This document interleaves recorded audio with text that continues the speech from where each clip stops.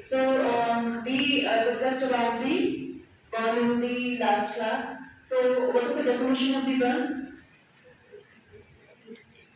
It is the discontinuity of the skin, or we spoke about the necrotizing tissues. Yes or no? Yes. So what will be the definition of burn, anyone?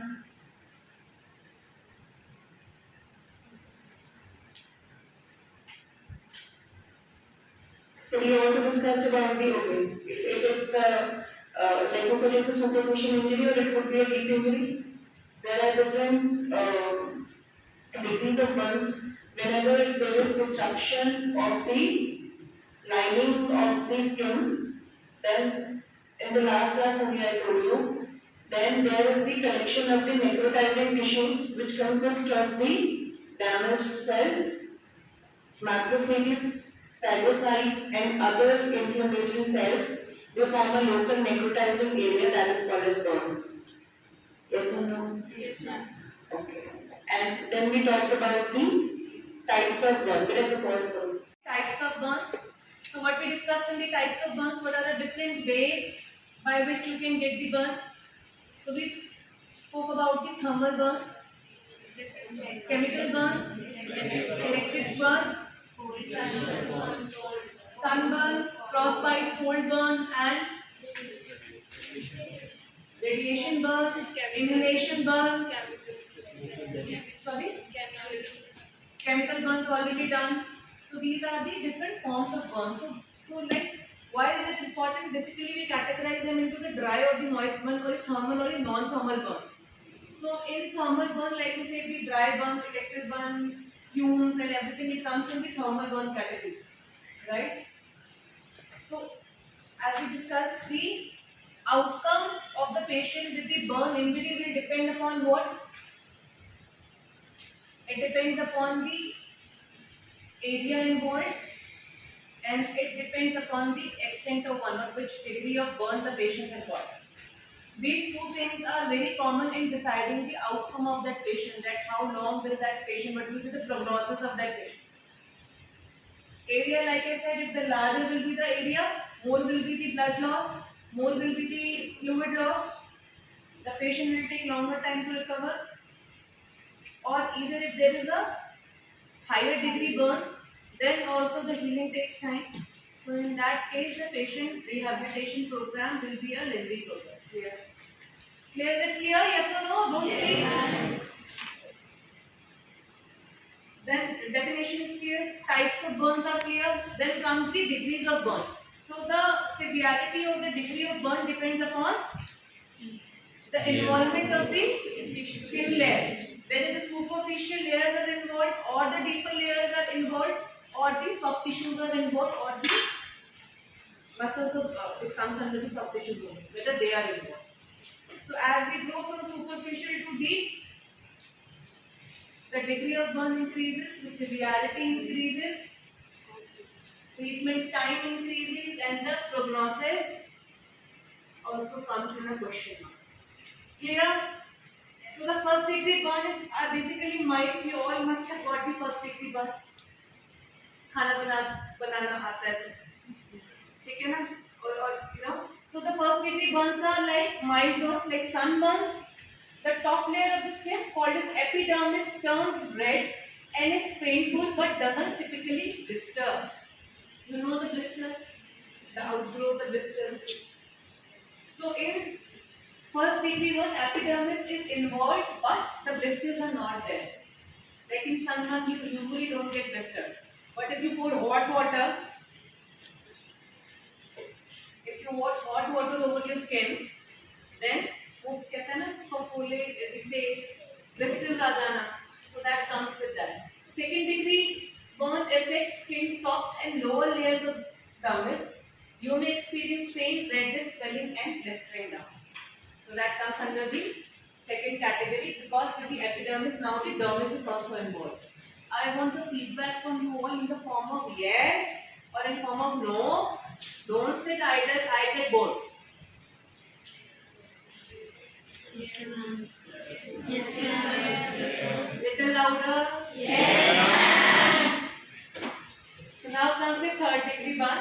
So third degree burns affect all three skin layers, epidermis, dermis and fat. The burn also destroys hair follicles and sweat glands. Because third degree burns damage nerve endings, you probably won't feel the pain in the area of the burn. Whether adjacent to it, burn skin may be black, white or red with a leathery appearance. So you got this two beta. So in the third degree burn, your epidermis, dermis, your fats are involved, your nerve endings are involved, your blood vessels are involved. So because of the nerve damage, probably the patient may not get the pain. Clear? Okay. So like we already discussed what causes burn. Signs of burn.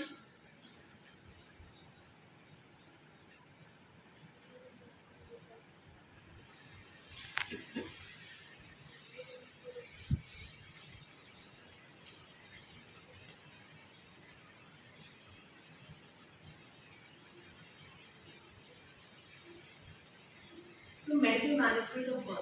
We'll come on the shock also that we discussed in the last class.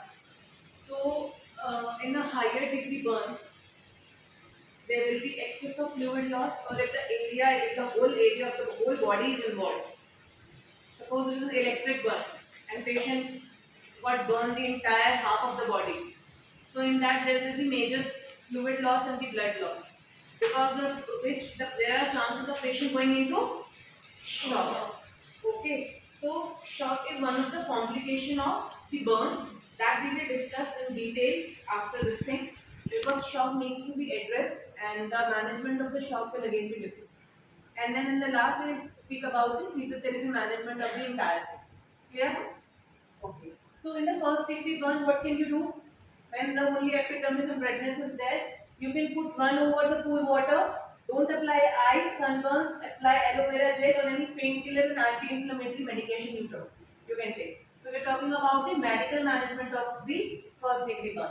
In the second degree burn, when there are blisters, you can use the drugs such as sulfadiazine or any other topical agent you can apply over the blisters. Keep that area cool, that will work. उसको pin prick करके don't start pumping into it. That can cause infection, right? And in the third degree burn, the third degree burn can be life-threatening and often requires skin grafting because they're going deeper. There is another degree of burn in which your muscles are also involved. They spoke about the fat, but there are other degrees in which your muscles and involved in your joints and bones are also exposed. In that degree of burn, maybe sometimes patients they may require amputation as well, because the damage is extensive enough so that it can never get repaired. So they do the amputation. Okay, that is more than the third degree burn even. So even in the third degree burn, when we say the fat, nerve endings and everything is involved, the mode of surgical treatment is preferred as compared to the conservative mode. So what they do in the surgical part, they do the skin grafting. So you know the skin grafting? Skin graft replace damaged tissue with healthy skin from another of the uninjured part of the person's body. So you can read in detail about the skin grafting. Okay, this much is clear. Now if the burn is higher than the third degree, when the muscle, joint, everything is involved, then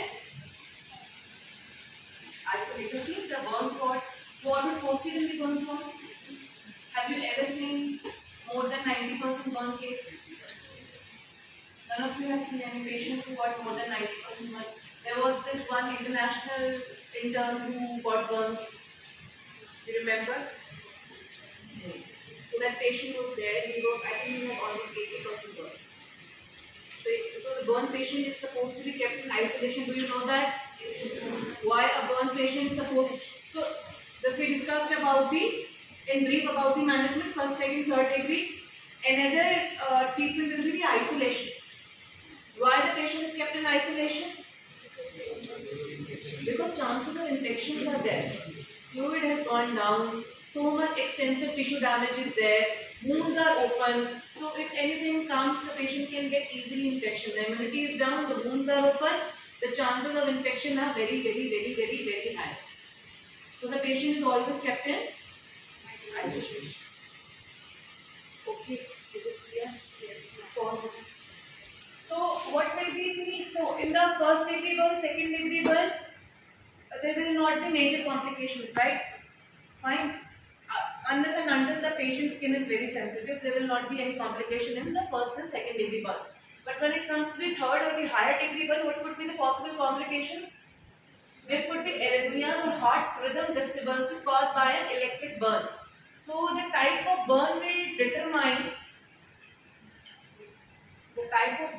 determine the complication, the treatment strategy, and the physiotherapy management. Okay, clear? Dehydration, because of the fluid loss, disfiguring scars and contractions can be there. Are you understanding? Yes, ma'am. Okay, what else could be the complication? Edema because of the excessive fluid, organ failure because of the patient is going into shock or hypoxia, pneumonia if the patient catches infection, or if there was an inhalation injury already, inhalation injury was there, and further the patient got exposed to the pathogen, the infection can easily occur.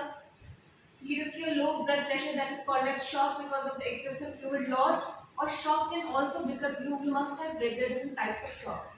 Hypovolemic shock, septic shock. So a burn patient can go into both the categories.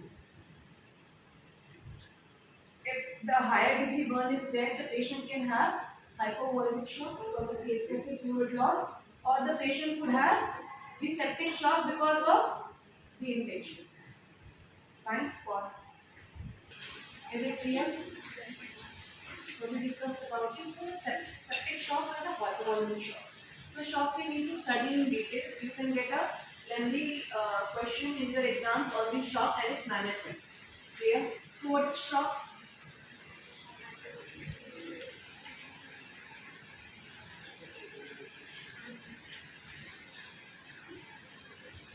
What is shock, beta?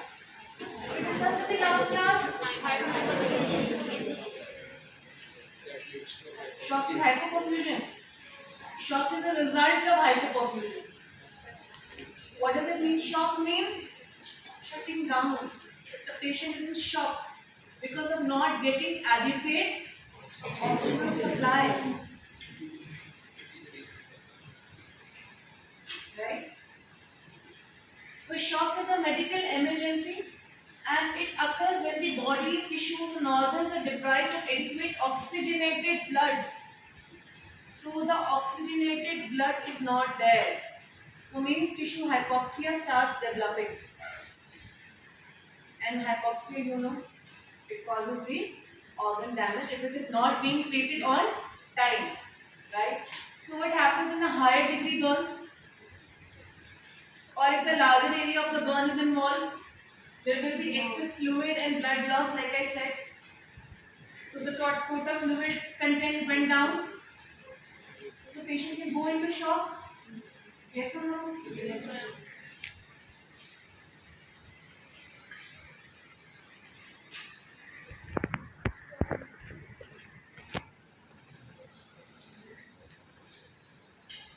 So like we discussed that hypoperfusion leads to shock. What will be the signs and symptoms of the patient who is in shock? And always remember, it may not be necessary that patient goes in the shock immediately once the patient got the burn. Maybe on the second or the third day, patient start developing the signs and symptoms of shock. What could be the signs and symptoms of shock like we discussed? Because see, it doesn't mean that shock, when the shock is setting in, patient will collapse immediately. It can happen, but sometimes patient will not collapse immediately. What could be the signs, early signs? Confusion. Mental confusion, decreased urine output, slurring of speech, shortness of breath, delirium, poor orientation,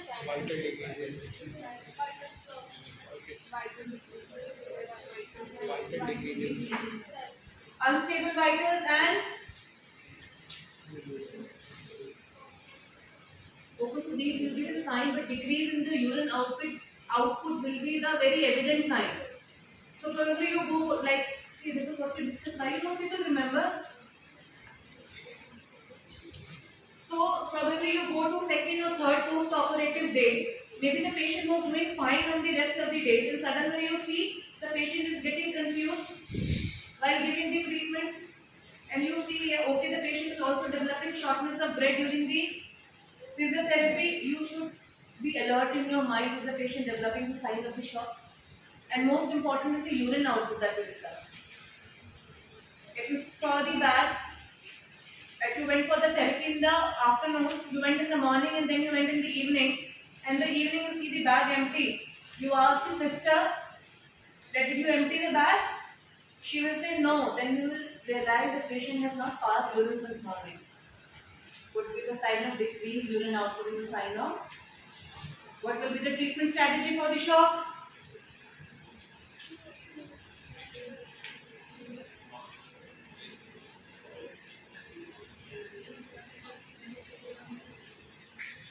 What will be the treatment for the shock? Fluid therapy. Fluid replacement. And if it is a septic shock, yes. So what will be in the fluid? Fluid resuscitation. That includes the dextrose and the ringer lactate solution, so that you can replace the ions loss, electrolytes loss, so that patient can recover back. It's not only the plain fluid you will give to the patient. Clear? Your shock is clear, so there will be a question on shock for sure.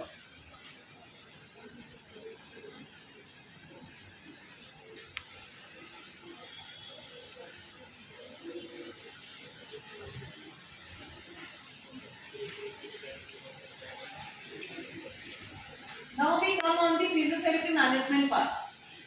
So like I discussed, the physiotherapy management will vary according to the degree of the burn. So the first degree of the burn requires any physiotherapy management.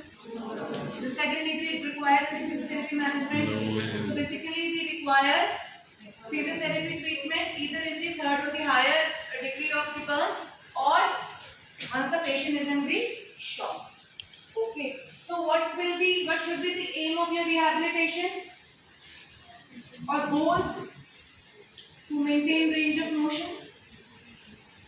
See, okay, everyone.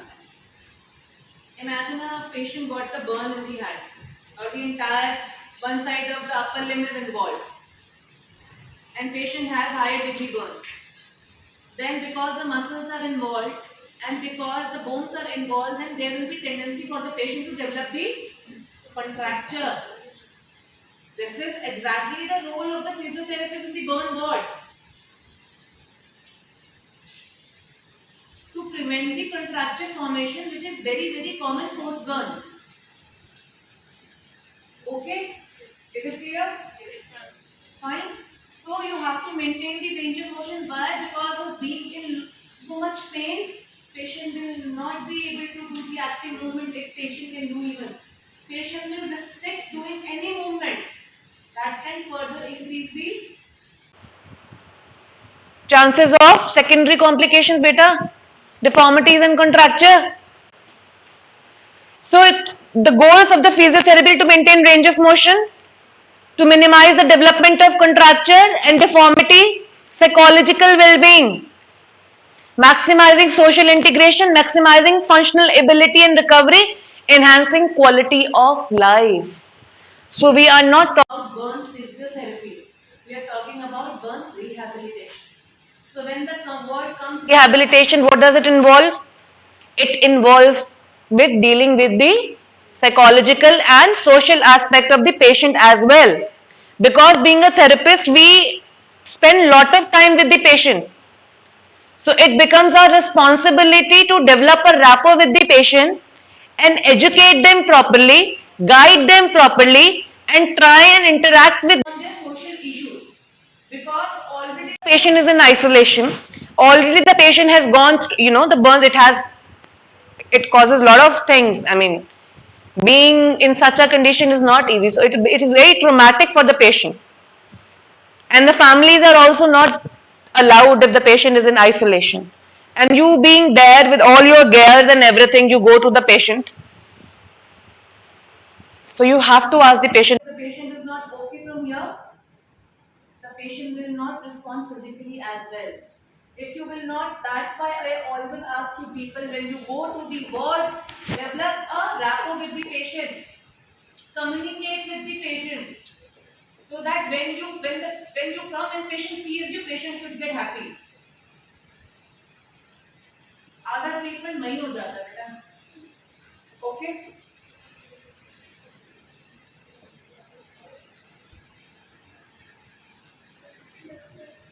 So basically we need physiotherapy treatment in the third or the higher degrees of birth. Okay. So what will be what will be the physiotherapy management? Okay. Again.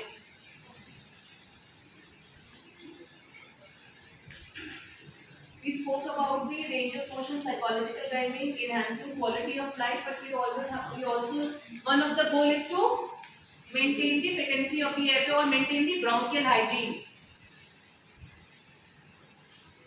For that, respiratory Care is very important. That also comes under the role of physiotherapy. So if I miss some role, any other role you would like to say? You would like to suggest any other goal or aim? No? So in the early management, also known, suppose the skin grafting is being done. post skin grafting, the wound takes time to heal. Immediately after skin grafting, you will not go on the first post-operative day and you will start mobilizing that particular area.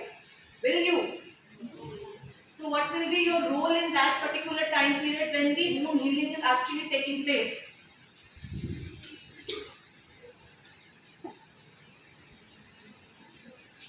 सामने लिखा हुआ है. Just think about it. The patient is in wound healing phase. You cannot mobilize that particular area where the burn is actually taking place. You will give the respiratory care to the patient first of all. You will teach the breathing exercises to the patient. If the patient is conscious, don't start teaching the exercise to an unconscious patient. Okay, so you can start giving what comes in the respiratory care.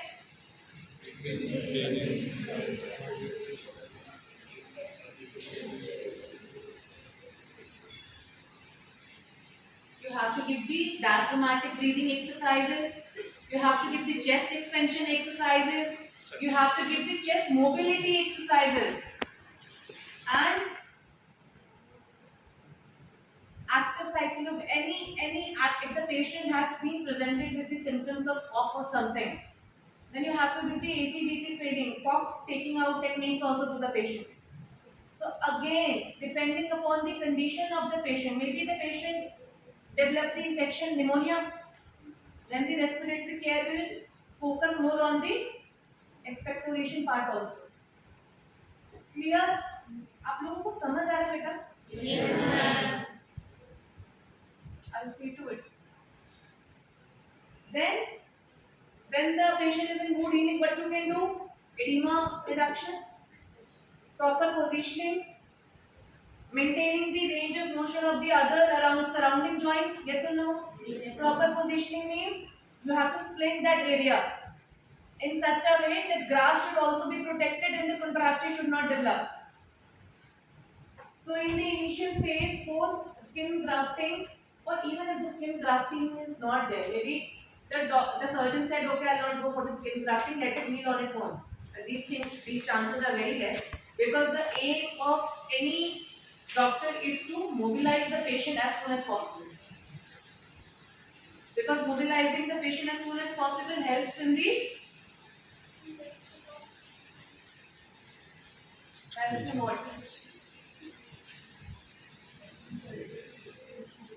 mobilizing the patient early aids in the recovery of the patient early. So prevention of edema, prevention of contracture and stiffness, pain control. Maybe you cannot mobilize that area, but the other areas you can mobilize to reduce the pain. Prevention of deep vein thrombosis. The chances of DVT are very common. So you will teach load exercises to the patient and the prevention of the pressure source. While maintaining the position, you will ask the patient to take turn after every 1 or 2 hours, so that the patient can educate the patient on the same. Yes or no? Yes. Once the wound healing has taken place or the graft healing has taken place, then comes the mobility part. Then you can work on the mobility of that particular area that is involved, or the joint involved, or the muscle involved. You can give the stretching exercises if the contracture has developed. समझ में आ रहा है? You can do the stretching, the strengthening, and the mobility part. You can engage the patient in the functional activities. If the entire arm was burned, like we said, the nerve endings also get involved. The higher degree the burn, the larger the area, proprioception, all the receptors can get affected. So you have to build that pattern again in the patient's brain. So the feedback is important. So you will involve the patient in different functional tasks as well. Okay. So in the later stages, the rehabilitation will be focused more on the patient muscle strength, mobility, flexibility, and improving the functional status of the patient. Counseling part will continue. Is it clear? Yes, ma'am. Clear? So this much about the rehabilitation. Do people go back, study, come back? If you have any doubt, we can discuss. So these are the brief outlines. You have to go back and read more about it and come with the questions. Okay?